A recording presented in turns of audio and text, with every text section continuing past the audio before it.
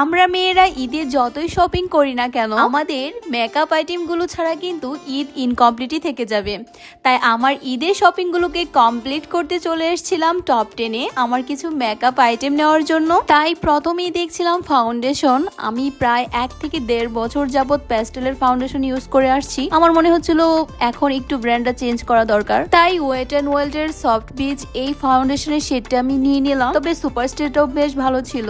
সাথে নিয়েছিলাম nail polish, lipstick. আর লিপস্টিকের শেড মিলাতে গেলে তো আমার হাতের অবস্থা এরকম 12টা বেজে যায়। তারপর নিয়েছিলাম এই টুথ ব্যাগটা। এটা নেওয়ার কোনো প্ল্যান ছিল না, আমার জামাই বারবার ফোর্স করছিল যে এটা তোমার ভালো লাগবে, নিলে এটা নিতে পারো। আমার জামাই বলছিল মেম্বারশিপ কার্ডটা আজকে নেওয়ার জন্য, তাই 10,000 টাকায় যা যা লাগে তুমি নিয়ে নাও। এই তো আমি 10,000 টাকা কমপ্লিট করতে পারিনি, 9,000 টাকার মতো করেছি। আবার 1,000 টাকায় যেন কি নিলাম মনে নাই, নিয়ে তারপর আমি মেম্বারশিপ কার্ডটা নিয়ে নিলাম। এই তো আলহামদুলিল্লাহ আমার ঈদ শপিং একদমই ডান।